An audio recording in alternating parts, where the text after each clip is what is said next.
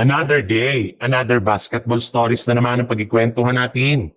At ngayon nga, yung pag-uusapan natin ang balitang may re-rest back nga daw sa Los Angeles Lakers at ang balitang bagong center na makuha ng Golden State Warriors. Ibinulgar na nga ni Coach JJ Redick na hindi pa nga daw niya alam kung ano ang tunay na lagay ng injury ni Luka Doncic matapos itong mawala ng maaga sa kanilang game ngayong araw laban sa Los Angeles Clippers.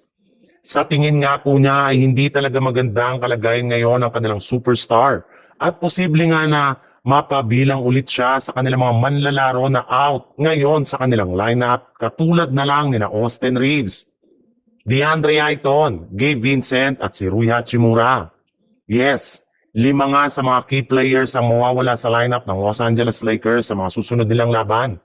Kaya wala nga silang ibang maasahan ngayon kundi si LeBron James na kailangan ng ibalik ang kanyang dati at tunay na laruan. Ibig sabihin, posible nga na makita natin sa mga susunod na laro ng Lakers ang prime performance sa LeBron James since siya nga na lang naman ang nag-iisang pag-asa ngayon ng team para makakuha sila ng panalo at makaligtas sila mula sa pagbagsak sa standing ng Western Conference.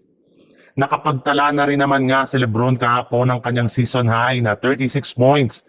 Kaya posible nga na umangat pa ito sa mga susunod nilang laban. Sa ibang balita naman, hindi pa rin naman nga kumbinsido ang mga fans at analyst ng Golden State Warriors sa ipinapakitang performance ng Golden State Warriors sa kanilang last game laban sa Phoenix Suns. Sa dami ng mga nagawa nila ditong pagkakamali, nawala na rin naman nga ang pagiging dominante ng kanilang team sa loob ng kanilang home court. Kaya kailangan pa rin talaga ng Golden State Warriors na gumawa ng trade kung gusto man nila na maibalik ang kanilang pagiging competitive. At ayon nga sa isang source, plano na nga daw talaga ng front office ng Golden State Warriors na kumuha ng bagong center na mas makakatulong sa pagpapalakas ng kanilang front court. Mas gusto nga nila na makasungkit ng isang batang big man na kayang-kayang magtala ng malalaking puntos. Hindi katulad kay Al Horford na parati na lang nagtatamo ng injury.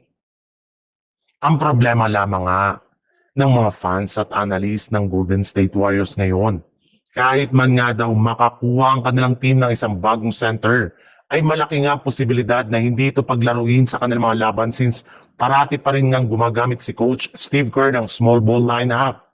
Mas gusto nga nito na paglaruin ng sabay-sabay ang kanilang mga guard kaysa paglaruin ng kanilang mga big man. Kaya wala pa rin naman ngang mangyayaring maganda sa Golden State Warriors kung ganyan ang mindset at game plan ng kanilang head coach.